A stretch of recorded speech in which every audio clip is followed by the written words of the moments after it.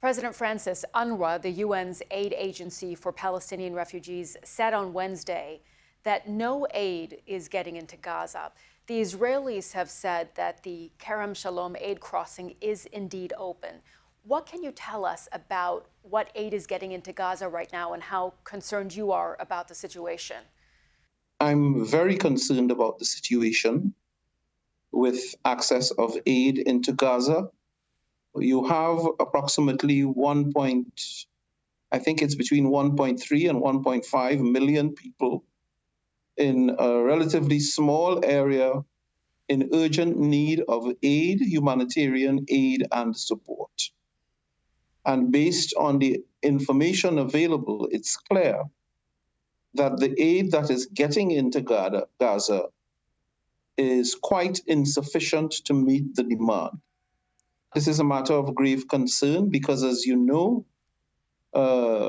recent reports have indicated that children are at risk of dying from hunger and malnutrition. Indeed, we had a conversation, President, just yesterday. We had a conversation with UNICEF precisely about this. But can I ask you, Israel has said that the UN should be asked why there is so much surplus aid not getting into Gaza. What they are suggesting there is that the UN is not effectively delivering that aid. What is your response to that?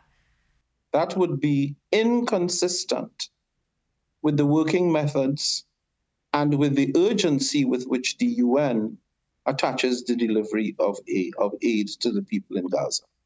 I am not familiar with these apparent delays to which reference has been made. The UN prioritizes the aid and support getting to the people of Gaza.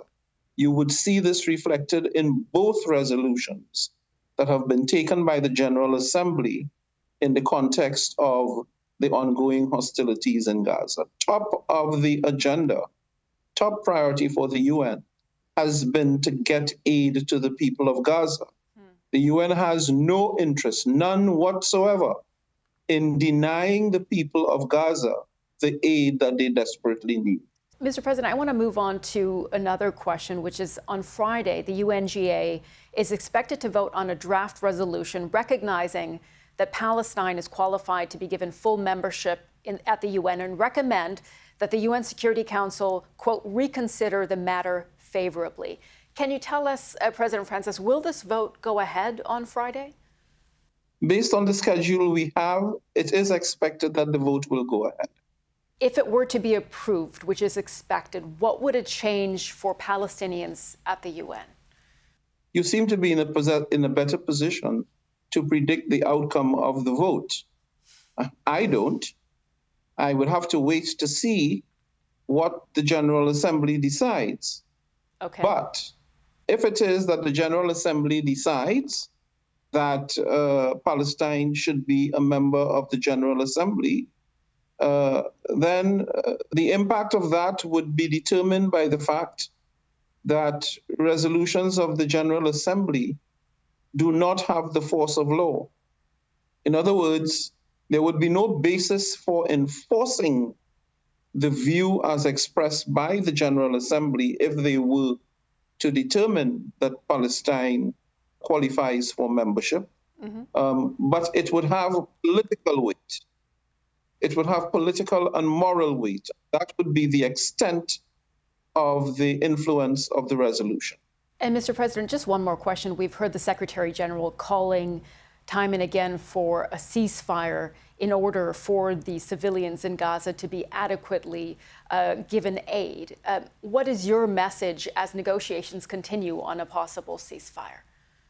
My message on a possible ceasefire is to reaffirm and re-emphasize the position of the General Assembly of the United Nations that a ceasefire is absolutely necessary to save lives and to stop the bloodletting. We've had more than enough bloodletting, with in excess of 35,000 people having made the ultimate sacrifice, most of them being civilians, women and children. And so a ceasefire is absolutely necessary in order to save lives.